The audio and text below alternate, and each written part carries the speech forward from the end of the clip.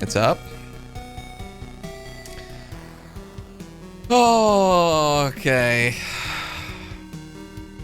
With every re-release, we review and rebalance many aspects of Path of Exile to update and reinvigorate old mechanics while trimming power from strategies that stand too far above the rest.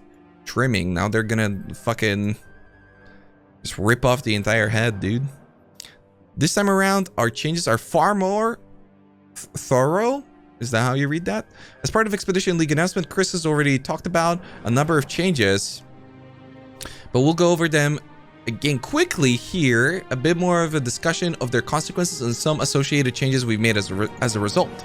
Over time, the introduction of new mechanics, updates to existing skills and improvements, improved collective understanding of the game has caused the damage of characters to be way too high.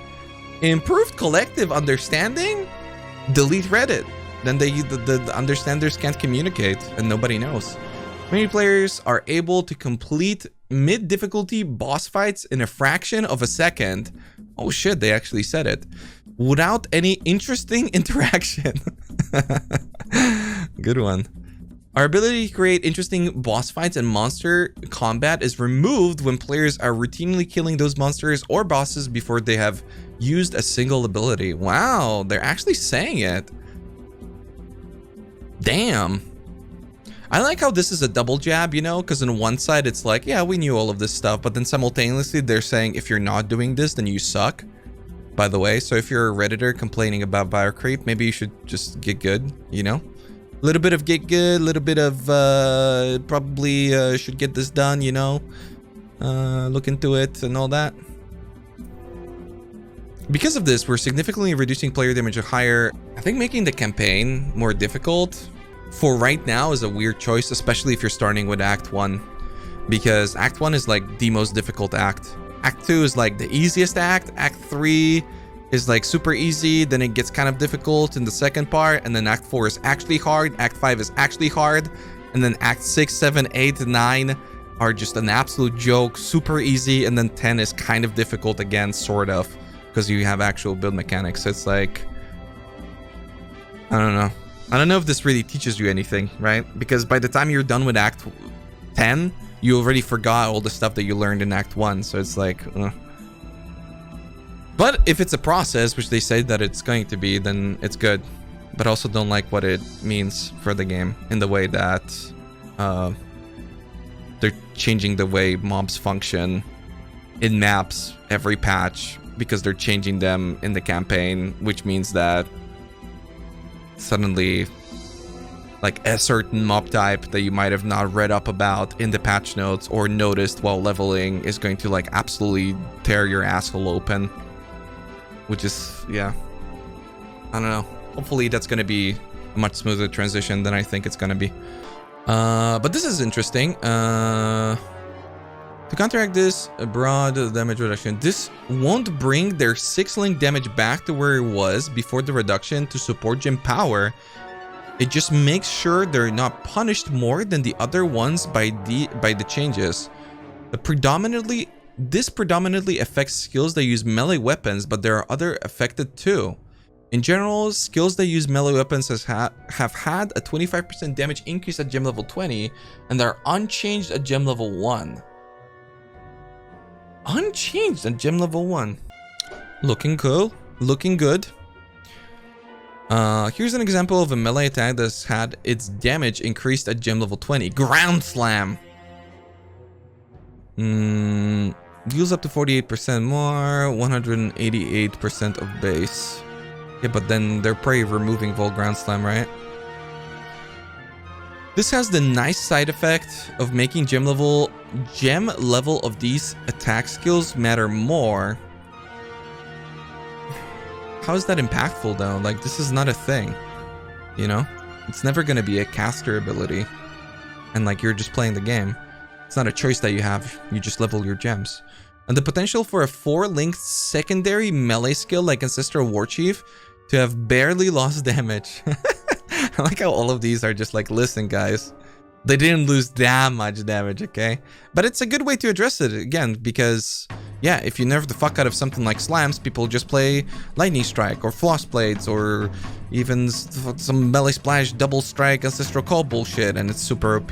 For sure, it works. It's just, it needs a larger investment. It works really well, even. An Ancestral Warchief supported by melee physical damage, pulverized support, and multi-strike, which now applies to totems. Wait a minute. Has only lost 2.5% damage after the damage buff. At the same time, we realize that slams have been overpowering relative to other melee builds for a while. Wow, they care. Wow. As a result, we have changed Seismic Cry to no longer provide more damage to exerted attacks. Warcry empowered slams were incredibly powerful, as slams receive the damage bonus from Seismic Cry that non-slam melee skills didn't have access to. Oh. Rip Quinn. Damn. Wait, so what did they do with Seismic Cry? Can no longer provide more damage to exerted attacks. Wait, what? Jesus. Wait, just nothing? Increased area of effect. Damn. That's a big nerf. Sheesh. Wonder if they're even gonna talk about Impale now. Literally killed it. I mean, they definitely didn't kill it. But that's a lot less damage. This brings slams more in line with other skills when enhanced by Warcries.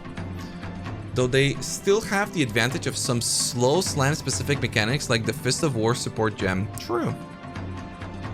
The support gem changes affect 6-link skills far more than they do those with fewer links, because of how each support gem compounds with each other, so the damage loss won't be felt much in the early and mid game. Also true. As support gems were generally nerfed far less or not at all at gem level 1, there will be cases during the campaign where buffed skills will have more damage than before, especially for players that struggle to find or craft 5 or 6 link items early in the league. I mean, not wrong. They're trying to, I don't know, this entire thing very manipulative so far, you know? It is a Raiz buff, yes. I'm receiving a buff, chat. I'm receiving a buff. How did they word this? They're constantly doing this whole like, well, technically it could be better, and then possibly it might actually be a benefit, and then relatively to other things it's actually a good thing. Like, this is the sort of buff that I'm receiving, right? It's like, relatively compared to before, Raiz, you're a better player now. It is a good thing. Yeah. I do like it so far. I like the detail, honestly. I do like it. At the top end of character progression, we found that awakened support gems provided too significant of a damage increase over the regular support gems. Oh, awakened support gems. Interesting. Okay. If you had 5 awakened support gems, your 6-link damage could be as high as 50% more damage compared to having regular support gems. Man, awakened support gems are such a cool thing on paper, but then they go completely against the design that GGG has, right? Because like when somebody's watching like a build guide or whatever, somebody have an OP build, they have like 6 awakened gems, and that just makes it so that content that was already trivialized by the player is now further trivialized. But I don't think that when they were releasing Conquerors, I don't think they thought that people are going to be shitting on content that hard, right? I don't think.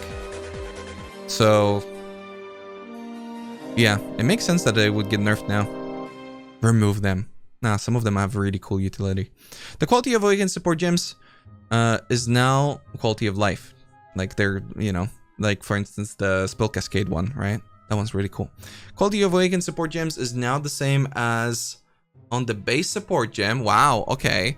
In some cases, such as Awakened Generosity, level of supported aura skill gems, we have added the quality stat as a reward for leveling the gem to 5 instead. Wow, okay. Because you can get +1 with generosity if you had 20 quality on it. And if you didn't, then it just wouldn't give it to it. But now we get it from level 5. So I'm never gonna see it again. Great. Good change though. Generosity is a weird thing to talk about prior to talking about aura changes though. Kind of weird.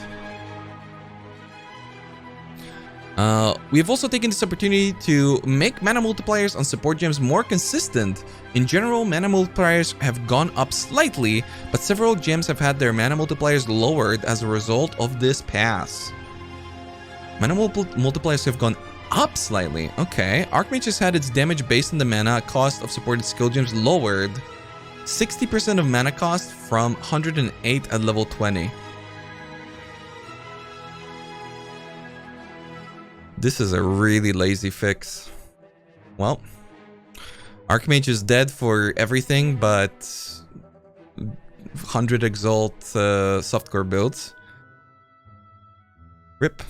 Wow, what a terrible lazy fix. I actually had faith in them addressing itemizing and all this shit. Awful.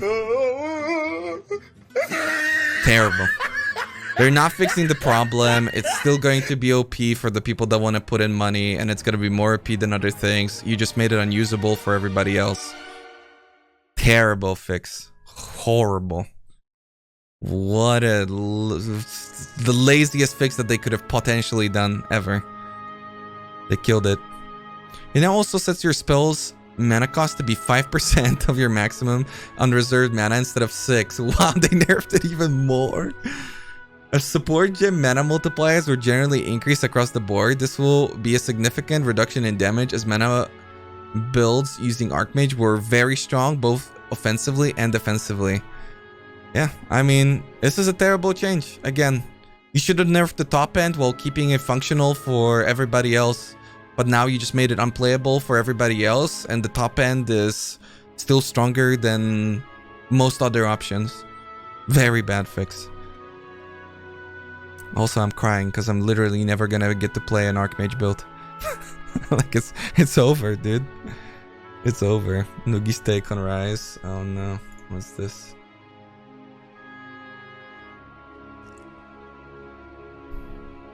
Now Raiz can't just put Archmage in a build and says it's good and say it's good anymore. It's great.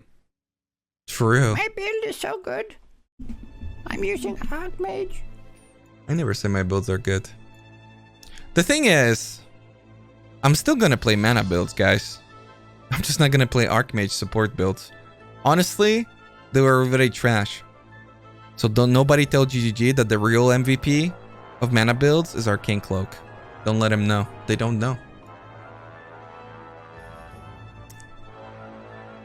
They're not aware. Especially if they're buffing traps. I'm going, dude.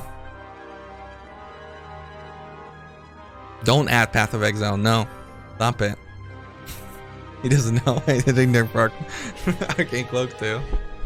I mean, Archmage definitely needed a nerf. I was fully anticipating for it to be here, but this is a really, really, really bad way of doing it. It's still gonna be too strong. It's still gonna need a nerf, and then you just removed it from the game for hardcore, from SSF. You executed it. It's an execution.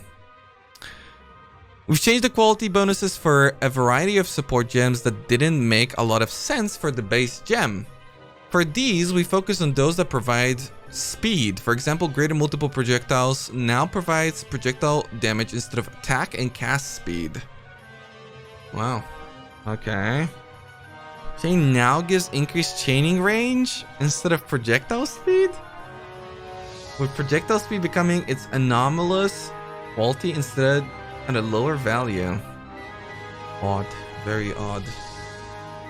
I mean, I would find it in a lot of builds. Chain quality was useless for me, and then in a lot of builds, even though the projectile damage was useless for GMP, the quality was actually useful. So it's like it's kind of the opposite. Did Path of Exile just say hehehehe? Oh no. Did we ban Path of Exile already? What the fuck? Wait, they did say I don't like that at all. Bad change. This is bad change. This goes against your design, Path of Exile. You want to nerf the top end without reducing the build diversity. You just destroyed an archetype for the sake of like slightly nerfing everything else. It's the same mistake as you did with Aura Stackers. You destroyed the entire archetype because the top end of like some builds was too powerful. Okay? Instead of actually addressing the points, you just went bleh, and it's done. Not good. Not good. It's not how you do this. It's still gonna be OP. And Aura Stackers are still the best build in the game. And you can keep nerfing it. And it's still gonna be the best build in the game. That's it. That's the end of it. But then nobody else can use Auras. It's gonna be the same thing for mana. Flask system rework. Okay, we know pretty much everything about this, right? The Flask rebalance has mostly affected utility flasks. Some have been reworked. The most notable change that hasn't been announced yet is the Diamond Flask. Previously granted your critical strikes are lucky, this single effect provided a massive boost to your critical strike chance, more than any other source in the game. Yeah, but like, it was a good type because... See, I don't like this either because it's not like you could have had 24... You know... 24/7 uptime on your Diamond Flask on a boss. Like, only Redditors posting their fucking POBs could do that, right? Where they tick every box and they're like, oh yes, of course my Diamond Flask is always active. You know? Of course, because I saw a YouTube video where the guy killed Shaper in 3 seconds, so I can do that with my 200 fucking K build. It's like, this was the one example where it would make mapping a lot more comfortable, but then during bosses, it would be almost a non-existent build, so you needed to build your build around doing the boss rather than doing the other thing. But simultaneously, crit is OP, so... Shit. Now, what does it do? The single effect provided a massive boost to your critical strike chance more than any other source in the game. That is true, though. Because Flask no longer provide that much power, it has been changed to provide 100% increased critical strike chance instead, more in line with the power of other Flasks. What is this? Wait, what did they do with the Katarina suffix craft then? I wonder. Imagine if the Katarina suffix craft is better than the fucking actual Flask effect itself because they just forgot about it. That would be so funny. Oh man, I hope that they did. Know that this can now be affected by increases to Flask effect, and the ability to roll Surgeon's prefix on this Flask type has been restored. Oh shit! Wait a minute, you can Resurgence again. Okay, that's kind of cool. That's actually kind of cool.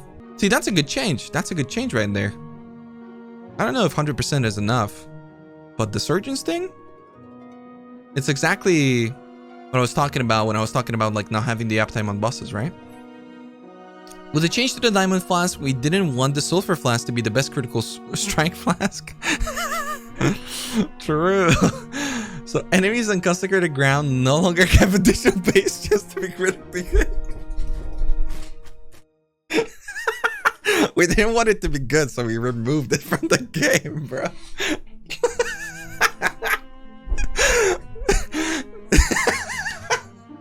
Oh my god. This is the most GGG thing we've ever seen. Oh, actually, we didn't want the Sulfur Flask to be that good, so we fucking removed it from the game. Yeah. That's a fucking good meme, this one right here. Oh no, dude. We've also improved some underused utility flasks such as Ruby, Topaz, and Sapphire Flask, which now have a base duration of 5 seconds from 4. Wow, 5 seconds, okay. And consume 20 of 50 charges on use from 30 of 60. Okay, cool.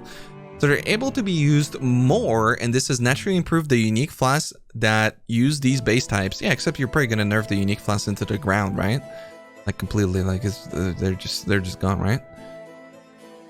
Unique flasks have all been reviewed. Yup, I've reviewed. Oh man, little dude, they reviewed them. Manual review, YouTube style, you know, where they make sure that the algorithm works. They don't actually like send in a human to look at them. They're just like fucking cut its balls off. It's done. In general, those that multiplied damage or provided massive defense have had this damage bonus reduced significantly. Certain unique flasks have instead received penalties to flask uptime instead of reducing their powerful stats. Ugh. Never liked that. I never even liked Kiara's, right? That silver flask.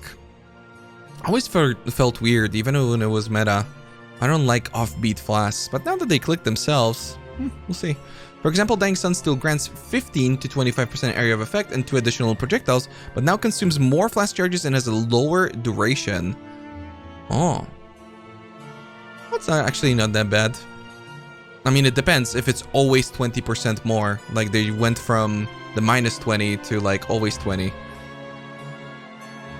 With a enkindling orb that provides flask effect, you can get 3 additional projectiles, and when combined with the Pathfinder Ascendancy or items and some passive skills, that can become 4 additional projectiles relatively easily. Yeah, this sounds really good, honestly. The Dying Sun's looking... I mean, this already was looking good, but like, apparently Enkindling Orb... Because which one's Enkindling Orb? That's the... Prevents utility fast from gaining charges. Yeah, and that's the... one that makes it so that you can't get charges. The, what's it called? The Chalice Flask, but now an effect. Alright, cool. And you have 2 uses on the boss anyway. Well... maybe. It depends how much they increased. Because now it's 20 to 50. Yeah, so no matter what, you're gonna have 2 uses. Unless they make it so that it's 40% more. In which case, well, you would still have 2 uses then, right? I think so. Shit Flask? No. I think it's good. I'm surprised about the power level of this, honestly. I thought that they're gonna, like, literally put unique flasks into the ground. This is looking very sensible from my perspective so far. Downsides of the other effects. I think I can use it 2 times. Yeah, I don't know. I think the flask changes are good, guys. I know a lot of people were very skeptical. I wasn't as skeptical, but even then, I'm positively surprised. I think they're having a very smart approach to it, you know? Unlike Archmage. Crappa. We'll see. The Adrenaline modifier on Flask, which gives far less movement speed. 6 to 8% increased movement speed, down from 20 to 30. Putting more of a focus on enhancing a Quicksilver Flask effect with associated costs, rather than rolling a single modifier that granted almost as much speed as Quicksilver Flask itself. Ooh. I don't know what to think about this, to be honest. On one side, going slower is the point of this. On the other side, this has big implication for stuff like Raider and whatnot. Because mobility is not just speed, it's also defense, right? And I mean, this is a lot of mobility gone. But simultaneously, who didn't use Adrenaline on their Quicksilver? And who won't now? Probably most still will. On softcore. On hardcore, I don't think people are going to use 8%, right? I mean, it depends what they do with the other flasks, but yeah. Or what they do with the flask suffixes. Especially with the Katarina suffixes. Yeah. Let's keep reading. The Iron Skin and Reflexes suffixes have also been reduced, granting 40 to 60% increased armor to evasion, down from 60 to 100. This one's not really a big deal at all. More so for Granite Flasks than it is for Jade Flasks, but we don't know what they did with Granite Flasks. Obviously, with Granite Flasks, it's like a snowball effect, right? Like the worse armor becomes, the worse it is exponentially, right? Well, with evasion, you only need a certain amount with certain ascendancies for it to be like plenty functional. I honestly wouldn't be surprised if a Granite is still 3000, you know? And it's just a much more oh fuck type of flask. I'm about to get blasted. I better turn on my Molten Shell, right? I wouldn't be surprised. I think touching armor in general is sketchy. I think Jade should be nerfed to like 1.5. Yeah, armor. I don't know if I would touch armor at this point. Okay, player ailment mitigation. So this one's interesting because they're changing the way ailment works from what I saw from one of the thresholds, which is very good, by the way. I mean, I don't know if they're changing it very good, but that was one of the things that I talked right before this, which was, yeah, ailments are a very bad system in PoE right now. Very bad. I mean, they've always been kind of bad, but they've been especially bad for a long time now. Let's see what they do. They could make it good, or they could make it even worse. All right. Flask that remove ailments now only provide a period of immunity to that ailment if they actually removed it. Okay, we do know this. In addition to changes to how Flask modifiers protect from ailments, we're also reworking how player mitigate ailments in other ways. The intent here is that there shouldn't be a simple low investment option for any character to mitigate every single ailment. You should focus on mitigating the effects you're most threatened by and just reducing the effects of those you can probably handle. Very good. I like this approach. That's what I wanted them to do. I really liked the approach that they had to ailment effect on the skill tree initially. Let's see if they pull it off well. For example, the change to Aquamarine Flask to specifically reduce the effect of freeze will let you continue to act while frozen without mitigating it entirely. If you craft your Aquamarine Flask to maximize Flask effect, it can reduce a freeze to the point of it mostly ignore it. Yeah, this is good. Yeah, I really like this approach a lot. We've made a number of changes to mechanics that protect against, but to be fair, this is still really annoying and anti-fun in my opinion, by the way. But still, if they want to keep it in the game, I think this is the best way to go about it. We've made a number of changes to the mechanics that protect against all elemental ailments at once. Most Ascendancy skills that mitigated all elemental ailment now provide partial or no mitigation. No mitigation. Wonder who they fucked with for that. For example, the Raider now grants 50% just to avoid ailments while phasing instead of full ailment avoidance. Wow, really? I thought Raider's gonna be the one who's gonna have 100% removed all of it. Who did they remove all of it from? I thought that's gonna be Raider for sure because of the skill tree. The Raider has 50%? Dude, that's totally fine. No problem. Wow, okay. This change means Raiders don't trivialize elemental ailments from the get-go, but can still get full mitigation with a little bit of investment elsewhere. Yeah, for sure. Wonder what they're gonna do with Crystal Skin. Let's see.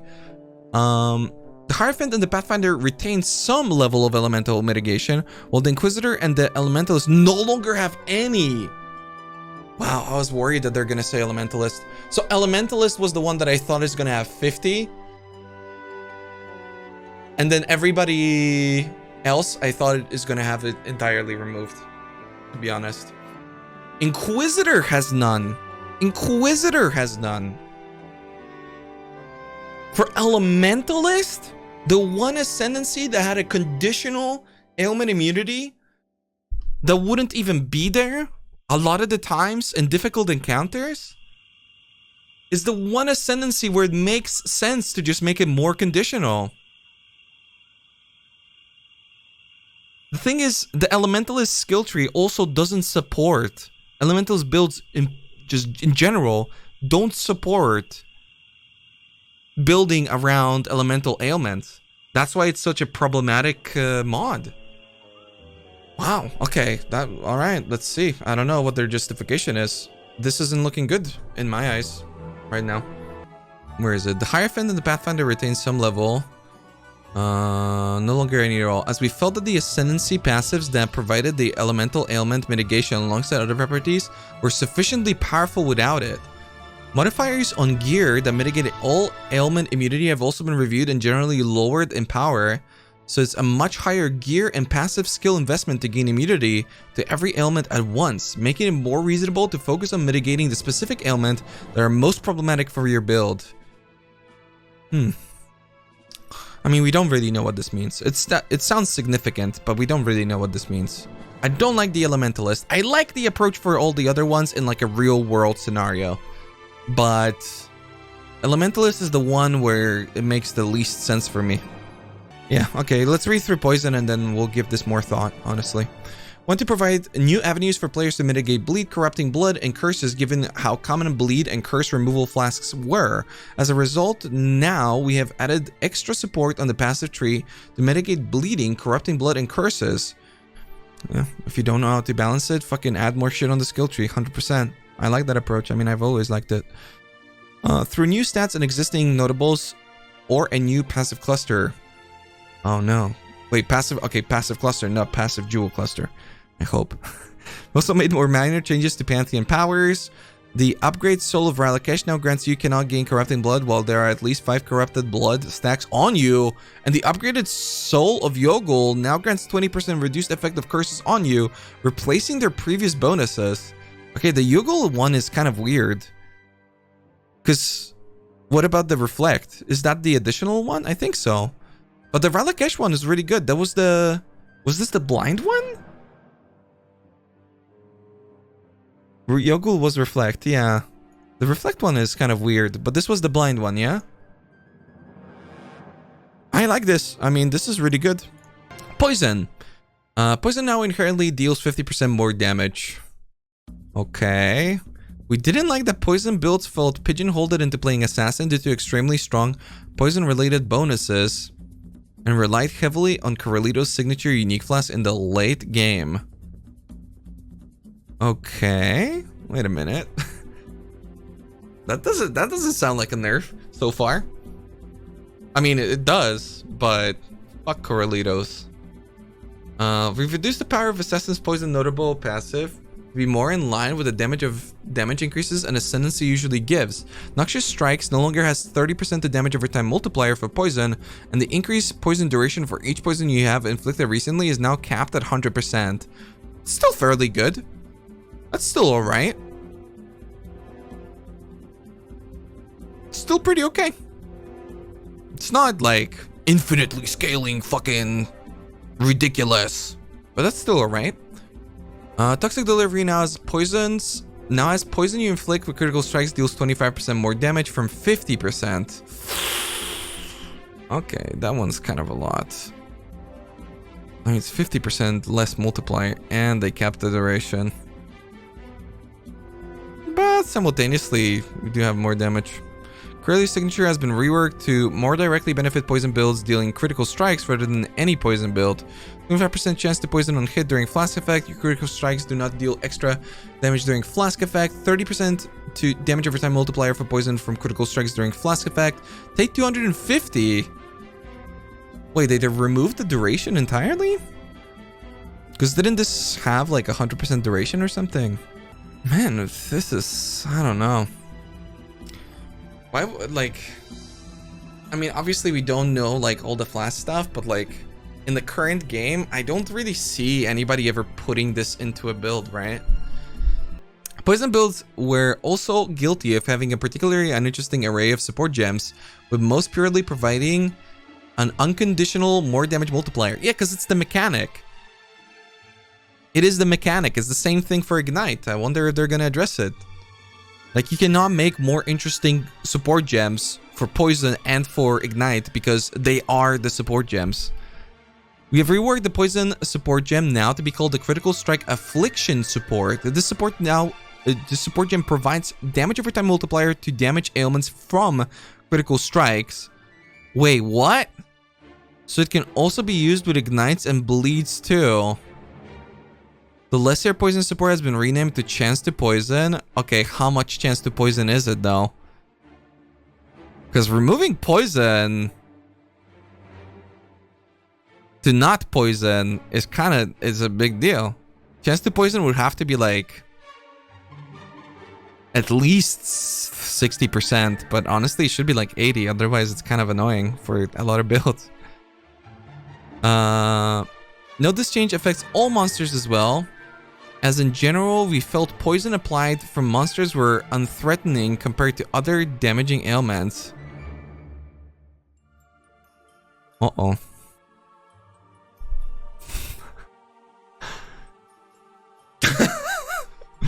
I don't know if I like that. Anyway, poisons are fucked now. What the fuck? Dying to poison is like the absolute worst feeling in the game, in my opinion. I hate it whenever something hits me and I have like 3 HP and I could have lived, but I'm poisoned and I die, and I'm just like, dude, I hate myself right now. I hate it. Blah, blah, blah, blah, blah. As in general, we felt poison applied for monsters were unthreatening compared to other damaging ailments. Yeah, but so annoying. However, we have lowered the poison damage of certain monsters that had significantly powerful poisons already, such as Alhazmin the Hunter, such that the overall result is no damage buff compared to before. I mean, this would have been completely insane. But then scorpions are really scary. Poison dino maps are going to be really scary. I mean, poison mod in general is a big deal. It was already kind of annoying. Now it's going to be really nasty. The scorpions they were able to kill you with their poison before. Now, yeah. Especially the ones that like dig under. Woo! Nasty bastards. Alright, ailment thresholds. Let's see. Now that player damage has been reduced, we've reviewed our ailment threshold calculations to compensate for the lower damage of fully supported skills. It's now much easier to apply strong, non-damaging ailments on enemies with less damage, especially on skills less heavily supported. Player damage has been reviewed? I thought that you guys are going to talk about monster damage. We've also lowered the ailment threshold of particular tough endgame encounters so that chill or shock investment is worthwhile on these encounters. The threshold is now only slightly higher than the regular map bosses. Whoa, really? That's actually kind of cool. That's really... what? That's so OP for crit builds.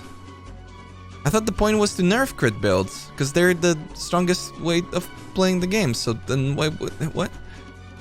As a much requested quality of life change, players can now see the effect of non-damaging ailments on enemies and themselves. Whoa! So you can finally determine how powerful your shock on enemies and thus know what benefit they are giving you. This also applies to ailments applied to you and the buff granted to you by the cruelty support. Wow, look how pretty. 50% shocked for 7 seconds. Great system, GGG. For 7 seconds, this guy's taking 50% more damage. This is great. And here it applies for 11 seconds. For 11% of it. Nothing like a good old fucking effect that is just by default applied by random mobs through a 5% critical strike chance for you to receive 50% more damage. You know? They're literally... oh, he Vinctared himself. True. I thought they're gonna nerf the amount of like ailment stuff coming out of mobs. But the point was to make it more functional. I mean, overall, this is a good change no matter what. Because it's very cringe how everybody's just like, I'm just gonna shock with skitter bots because I can't shock with a shocking build that shocks normally. Like, well... but I really wonder what they're gonna do with Elementalist though, right? Considering this. Because Elementalist is really getting the... Elementalist is receiving the D right now from all of these changes. Yeah. And not that good D. Is the bad D, you know? We ain't getting a good D. Trigger effect costs. So we've heard about this, blah, blah, blah. As mentioned on the live stream, most trigger skills now cost mana. This was changed to add an additional opportunity cost to trigger builds, as they already bypass various restrictions like cast time. Some triggers have higher costs than others, most notably cast on damage taken, which previously had no mana cost at all, instead of taking up sockets. What? Higher cost? No mana cost? Cast on damage taken? I mean, sure. Dude, imagine if you die because you didn't have mana for your fucking immortal call. Let's go, dude. I thought they were just gonna say cock, dude. What about cock? You know, the thing that casts spells like 3 times faster than anything else? Flame dash, dash, and smoke mine. Here we go. Many patches ago, we greatly buffed certain travel skills that were cooldown gated, most notably flame dash, smoke mine, and dash. Oh, you introduced dash, right? It provided a huge amount of mobility and travel speed with little opportunity cost, so we've lowered their value to be more appropriate for the investment. Smoke mine has been most heavily affected. It now gives a 1 second burst of speed. The speed starts at 20% and scales up to 29%. So its speed growth isn't extreme at no cost. Its smoke cloud size has been increased and now has a cooldown of 5 seconds rather than 2.5. And it has no cooldown recovery as it levels. Holy fuck, Chris. Chris mentioned in the live stream that the changes to these skills are not huge numerical nerfs. Smoke mine is an exception. Yeah. I'm surprised that they're even addressing movement skills. Sheesh.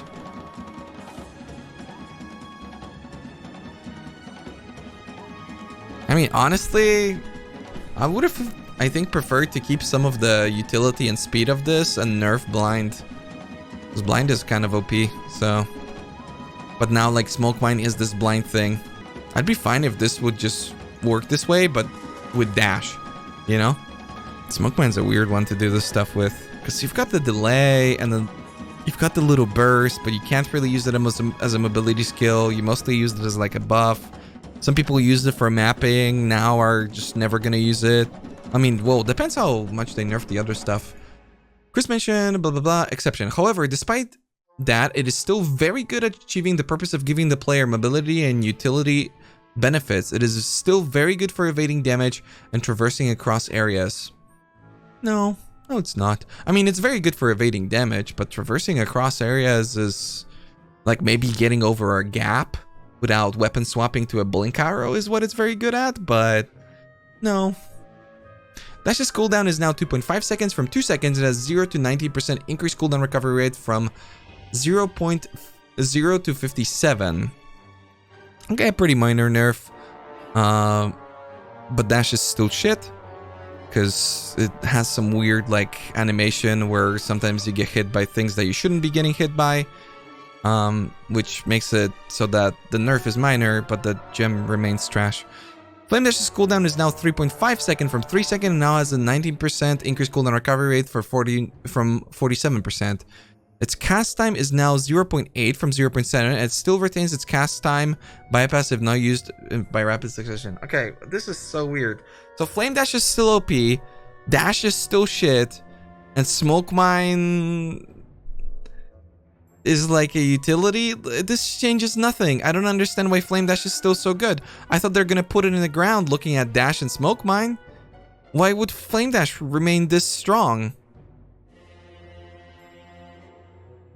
It's still so much better than everything else. I thought you were gonna like even it out. This is not... yeah. Flame Dash is still good. The thing is, I like this Flame Dash. I just wish that Dash would be similar to this. I wish that they would buff the aspects of Smoke Mine that are utility and kind of area control and make it an actual gem that you can get over things, but you mostly use it to control with a little bit of mobility. And then they gave the burst of speed to Dash, considering how much worse it is from Flame Dash. That I would prefer. But now it's kind of like everything's a little bit wish-washy, and then you're just gonna use Flame Dash anyway. So they literally did. Yeah, but it's not enough. They said that they increased the AoE. I mean, obviously we don't know how significant that is. It could be very significant, and in that way it works. But that still doesn't make it a good gem, right?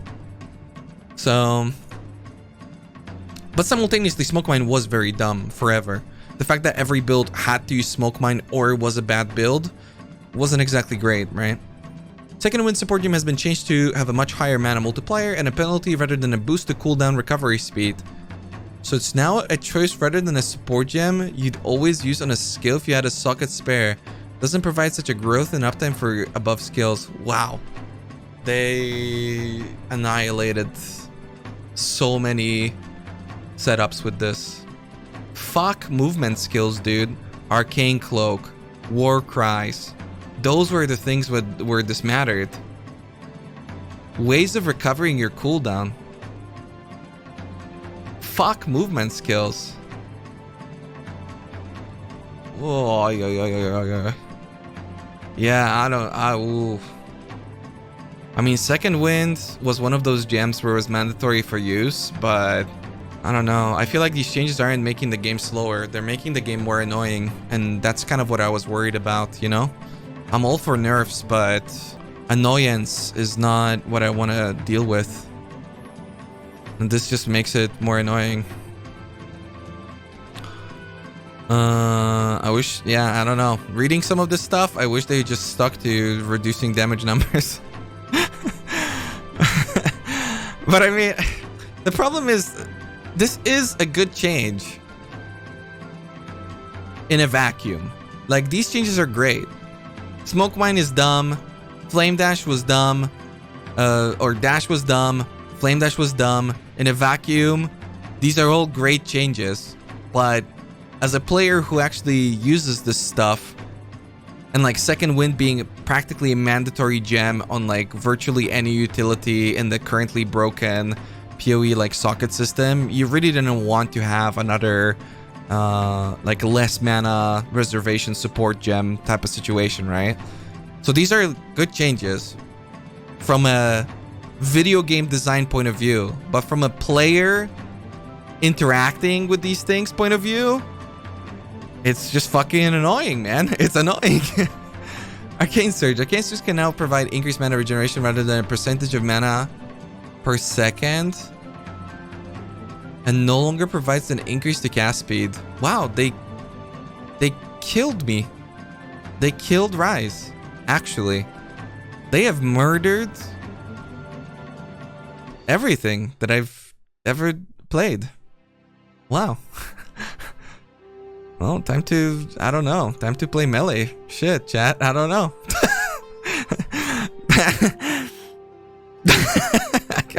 How can they address, like, the most nerfed things are all the things that I played.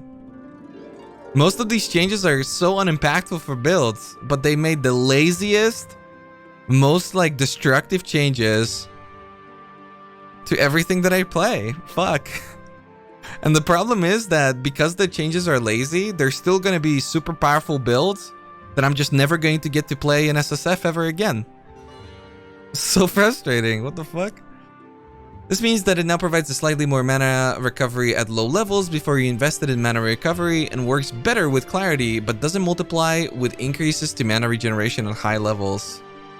Man, why would you address Arcane Surge and not like Necromancer or something? What the fridge? Fortify is intended to be a natural benefit of playing a melee character, not a primary defense to invest in. Over time, we've introduced larger values and more sources of Fortify effect to the point where it can almost completely mitigate damage from hits. Yeah, true, buddy. We're aiming for having 40% less damage taken from hits with Fortify, being on the upper end of defensive power achievable with heavy investment. So you can rely entirely on Fortify. Can't rely entirely on Fortify. I mean, 40% is still significant, but I wonder what they mean by heavy investment. Is it like picking up 8 passives on the tree? Or is it like 16 passives, helmet craft, amulet craft, and the fucking, you know, 3 timeless jewel modifiers, that sort of deal. Hence, all sources of Fortify have been reviewed, almost all significantly nerfed or replaced with something that is okay to be stacked. Something that is okay to be stacked. Yeah, I mean, this is definitely a good riddance situation, you know? Even if it is just for the purpose of shaking up the meta. I mean, I can't say no to this one. Can't say no. Leaf Slime still same. Fucking what the fuck? Fortify is trash. I mean, the thing is, for softcore, this was never a factor, realistically. And for hardcore, you kind of needed everything that you could have gotten. So this by no means makes it dead. We don't know how obtainable some of this is going to be, or even if they're going to change ways of acquiring Fortify. But yeah, you're always going to need more. So if it's at a reasonable cost, you're still going to commit to it. But hopefully it's that, right? Because right now, getting Fortify effect is a no-brainer. If you need to travel like 8 passives for literally any amount of Fortify effect, you're gonna do it. That's it, right? So yeah, I think it's just sensible. Anyway, damage over time multiplier. So this is an interesting one. I anticipate buffs here. GGG. Or like addressing of anything. Okay. Reviewing sources of damage over time multiplier. This powerful damage bonus for damage over time skills has benefited disproportionately from cluster jewels, taking importance away from other sources. Yes! Yes! Finally, I'm not gonna have to farm cluster jewels because now they're gonna be useless. Fuck yeah, dude. This is the cluster jewel buff that I've always wanted. Why make them accessible and functional because it's an actually interesting source of developing your character? Just fucking nerf them into the ground so you don't have to worry about ever finding them again. Fuck yeah. We've replaced all sources of the stat on non-notable cluster jewel passive skills with standard damage increases to be consistent with other medium cluster jewels with damage bonuses. But you've already done this. You've done this a couple patches ago when you nerfed it by 1% and then another 1% after. And now you're nerfing it again. Mamma mia. It's like the one thing that's saving fucking damage over time build, sir. Come on, bro. Lower the values or replace the stat entirely on cluster jewel notables. To put more importance on weapons, we've changed the large type specific damage over time multiplier modifier on weapons to be a suffix rather than a prefix, with no reduction in power. This makes it more in line with its intended equivalent critical strike multiplier. You'll now be able to obtain a better damage over time multiplier than ever before. Okay, actually a buff. I was anticipating a buff, and they really destroyed me in the first half, but this is a really good change. Wow. It's still gonna be very hard to make Ignite builds work on SSF, but you Trade League fucks, you guys are gonna have a lot of fun. Sheesh. Veiled mods. Ooh, this is gonna be an interesting one. After the rework to the Veiled item system in 3.14, we've reviewed how the Veiled Orb and Ashling crafts from Betrayal safe houses work, and have made some changes. Oh, here we go. Some changes you've made to make crafting less deterministic in the outcomes, as the Unveiled modifier can be very powerful additions to an item. Yeah, so this one, okay, maybe before reading further, I'll like say what I think. I think this will be annihilated because them introducing Veiled mods after doing what they did with Harvest goes completely against their game design, because they made it so that the average player got absolutely fucked up the ass, while simultaneously the top end and like the big boys that, you know, the 1%ers were stronger than ever, like even stronger than during Harvest, right? And you could actually put in so much effort to have like ridiculous builds. So it completely goes against their game design. But that being said, the players needed something, right? We needed something to not just get constantly nerfed. So I think it's gonna get annihilated, but simultaneously, I think it is a overall pretty beneficial system for PoE. It's just that it goes against what they're trying to accomplish. And, you know, the ends justify the means, I think, in their current mindset of ripping off the band-aid, right? Veiled modifier can no longer count as crafted modifier. No longer count as crafted modifiers. You can't easily remove them if you add the wrong modifier type while Ashling crafting. Okay, so I guess to anybody that doesn't understand this, if you had an open prefix and an open suffix, and you crafted with Ashling, she would then pick one of the two, and let's say you needed a suffix, and you could check that the item actually rolled a prefix. So in that case, prior to unveiling the item, you could simply scour the modifier with remove crafted mod on your bench. You will no longer be able to do that. Which, you know, the worse you are, archmage check, you son of a bitch.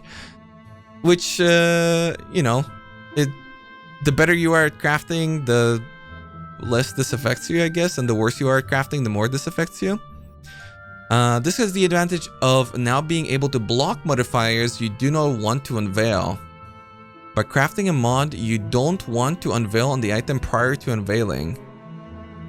Oh, okay, yeah. Well, that's... yeah. Okay, yeah. So basically, noobs get more punished.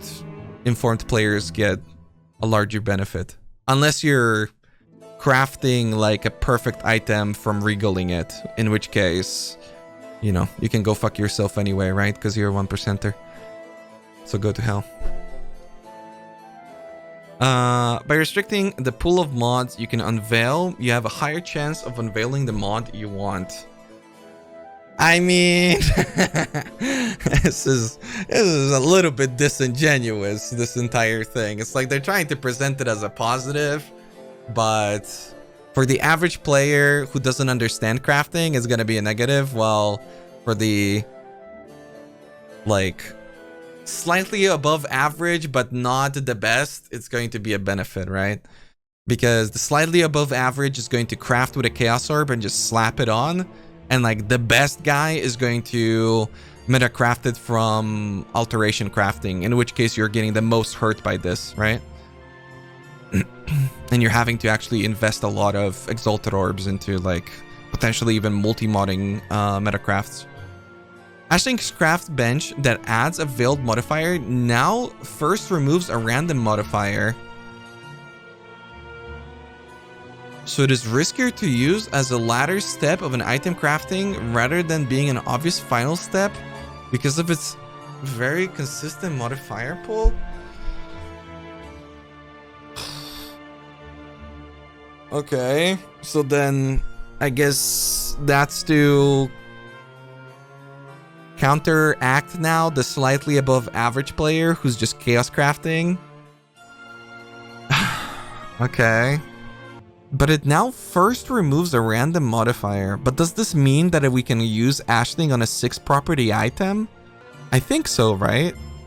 The way you could do that with Harvest? I would think so. So that's like a good thing for, again, the less informed player. If I'm looking for upsides to this, because it's kind of a downside, but it can be an upside too, okay? Silver lining and all that.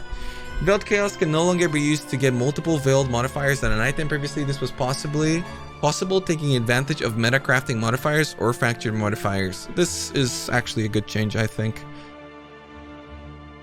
Because those items were just too ridiculous in general, so it's good. Dual attribute modifiers can no longer be rolled with other modifiers that grant flat amounts of attributes of the same types. The exception being those that grant all attributes. Oh shit! I mean, that's a good thing as well. Very good thing, to be honest. Because, again, fuck those people. I like that they keep this stuff accessible and interesting without powering the fuck up the people who are already way too strong. Because then they nerf archmage the way they do, okay? With a lazy, like, yeah, we're just gonna fuck you because some guy is crafting 4 mana types onto one item and has fucking 15,000 mana while you with your fully decked out SSF character are running around with 6, okay? So hopefully, you know, this is to protect the children of the future. Our future's being protected with stuff like this, but also I'm crying. We didn't like that veiled modifiers felt mandatory to the highest amount of flat attributes of a specific type on an item. I mean, in general, attribute stacking is a problem in PoE. Giving people more ways of doing that through just money, I don't think that's a good choice at all, because it overpowers so many other builds in general. Golem Elementalists no longer provide increased damage per golem. The golem buff effect bonus Unleash of the Primordials now always provide 100% increased effective buffs granted by your golems rather than scaling with golem count. Holy fuck. They are annihilating Elementalists as we speak. This Ascendancy path was providing too much power and defense compared to other high-end investment Ascendancy effects, so it is now more heavily focused on the buffs granted by the golems rather than generic effects. I mean, you nerfed it though. Like, even if this is your justification, you just made the effect of golems weaker with this change. By changing the buff effect Unleash of the Primordial, it creates less of a reliance on having many golems, which is the point of the build, and making it more powerful in cases where players want to use just a few instead of feeling forced to invest into maximum golems through various unique items. Awful. You nerfed it to never be exceeded by the mandatory amount of golems to make it viable. So to justify this as a increase in power for the average player is nonsensical, because if the average player doesn't have 4 golems, which is the equivalent of your 100% effect, he's not playing the build. He's not an elementalist. It makes no sense. Like, what? Like, they were, I think they were strong, but I don't know. The way they clarified this, I think, is a little, like, don't try and dress it up as this is a good thing. Like, this is a fair thing. It's like, no, you're not playing this build unless you were able to, as an absolute baseline, accomplish 100% effective buffs. That's it. Would be cool if they would just give more golem nodes on the skill tree. Then I would welcome this with open arms. If they gave us 2 more clusters, maybe introduced a medium cluster jewel, that would be really cool. But they melted it. They melted it into the ground. Unfortunate. The Raider Ascendancy node Rapid Assault no longer provides onslaught effect. Onslaught path was way too easy a choice relative to the higher investment Frenzy Charge branch. We've also replaced movement speed on the small phasing passive with elemental damage, as there was already plenty of speed available on that Ascendancy. Wait. Is Rapid Assault the first or the second one? Oh, that's not bad. Never mind. It's just the 50%. And they kept the small nodes too. Oh, whoo! Oh, that's totally fine. Raider is totally cool still. Oh, Jesus. I thought it was the second one. That would have been fucking painful. Abyss Jewels no longer roll the modifier that grants a chance to gain onslaught or kill. Oh, mamma mia. What about now, little bitch? Huh? You guys want to fucking keep talking about onslaught? Onslaught's so boring. Nobody gets onslaught anymore. Nobody fucking gets it. Get fucked. Raider is the best Ascendancy now. Oh my god, I knew it. I was right all along, you know? I was right before, but now I'm really right. Relatively, you guys are never gonna have onslaught. You're never gonna have it. This low opportunity cost modifier was a no-brainer, providing strong attack, cast, and movement speed values that devalued all other sources of onslaught and were too strong for a single jewel modifier. Yeah, but what about the boots? You only need to sacrifice like 4% movement speed on boots to get like 12% onslaught. What are you talking? Why would you do the Abyss Jewel that's an actual trade-off versus like... If you go by this line of thinking and don't nerf the onslaught on boots, that means that in your head, GGG, a jewel slot is worth the 4% movement speed that you lose on the craft. That doesn't make sense. Why? They forgot? I don't think they forgot. Jewel? Would I rather have a jewel or would I rather have 4% increased movement speed? I mean, from the sounds of it, Chad would rather have 4% increased movement speed because fucking Raider's unplayable now, eh? TLDR, I'm a lot more positive about some of the changes that worried me a lot, like Flasks or Ailments or damage over time. That definitely positively surprised me. But then some negative surprises. Well, I guess I'm average. Like, I don't really care about this at the end of the day. They could have done more, but like, it's not that big of a deal. The trigger is a good thing for everybody but cock builds, which is deserved. The Arcane Surge change makes sense, but in the context of the Archmage change that is just lazy and disgusting, I kind of hate it. The Fortify change, they need more clarification on, but it's no matter what a good step forward. Again, the damage over time, I'm positively surprised by. I'm also positively surprised by Veiled mods, honestly. They're kind of sticking to their guns with this. I think they're doing this for the players overall. I think that they really could have annihilated this, but because it really doesn't follow their ideology and what they've been trying to do with the game. So I do firmly believe that this is something where they went, listen, just let him have it. And we're having it. And I think that's a good thing. Especially for the average player. And then, yeah, some of this stuff makes no sense, but then simultaneously some of it makes a lot of sense. But we're still going to need patch notes for clarification because I think the other changes is missing a lot. Overall, I'd summarize it as this is a much more informative manifesto than I was anticipating. I thought it's going to be a lot less detailed. I like how they give a lot of examples. I like how they clarify a lot of their perspectives. I do like the idea of lowering damage overall across the board while simultaneously increasing the damage, relative speaking, through gems that do have a downside, because through gems that have a downside you can kind of customize your character to have a certain type of play. You don't have to always have to use like something very impactful like chain as opposed to, I don't know, yeah, weapon elemental damage. You can just do that by, would you rather hit harder, or would you rather hit a little bit less hard but have 10% less attack speed? It does definitely impact the way your character feels.